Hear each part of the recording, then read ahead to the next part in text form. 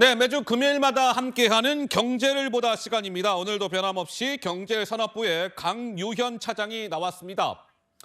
오늘 저희가 이 부분을 좀 집중적으로 강 차장 살펴보도록 하죠. 네. 자, 최근 네이버를 두고 플랫폼 갑질 논란이 제기되고 있다고 하는데 이게 무슨 일이 있는 겁니까, 우선? 네, 국내 1위 공룡 플랫폼이죠. 네이버가 독점적 지위를 이용해서 콘텐츠 창작자들에게 갑질을 한다는 겁니다. 허허. 지난해 웹툰 웹소설 작가 노조가 낸 보고서인데요. 업계 1위 네이버가 매출의 최대 50%를 수수료로 가져갑니다.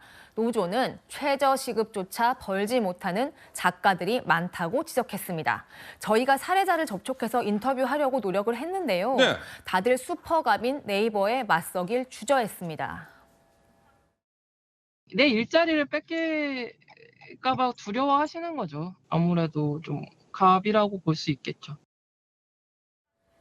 자, 그런데 강 차장, 네이버가 정부 전자문서 알림 서비스를 광고에 활용하고 있다.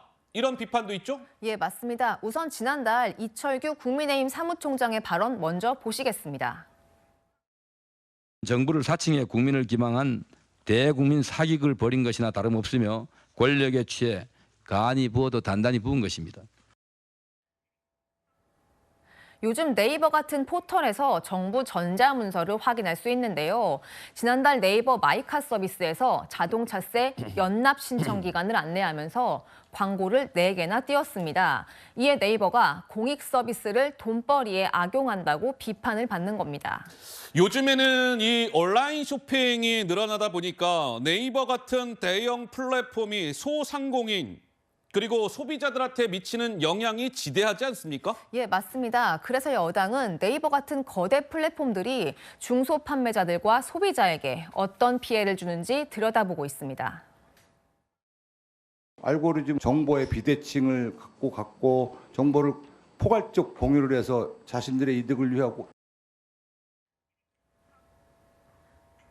과거 네이버가 자사 쇼핑몰 입점업체의 제품이 상단해 보이도록 알고리즘을 변경해서요. 공정거래위원회로부터 2020년 과징금 265억 원을 맞았고요. 부동산 매물 정보를 경쟁사인 카카오에 올리지 못하게 했던 그런 사례 등을 지적한 겁니다. 최근에는 거짓 후기를 방치했다, 네이버가.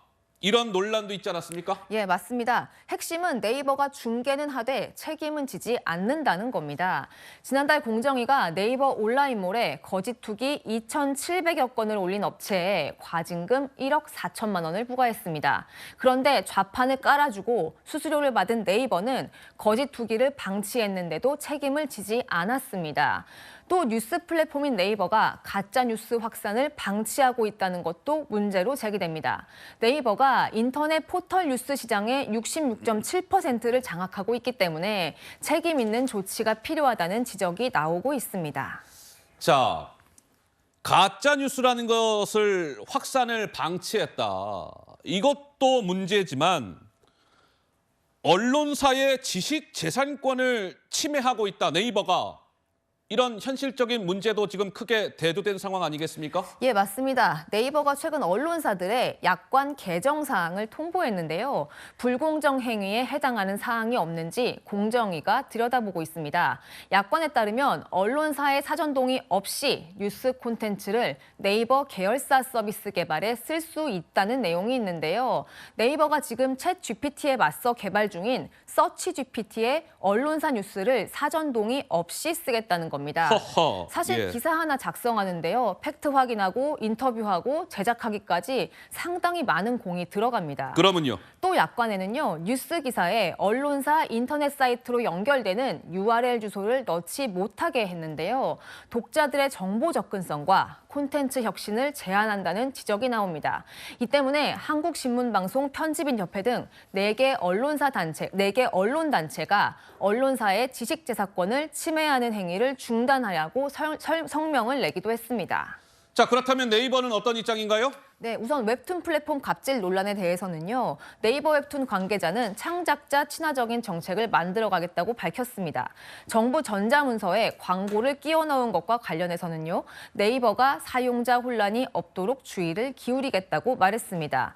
거짓 후기에 책임을 지지 않는다는 비판에 대해서는요. 후기 오남용을 막기 위해 기술적 조치를 강화하고 있다고 밝혔습니다. 알겠습니다. 자, 강유현 차장과 경제를 보다 살펴봤습니다. 잘 들었습니다.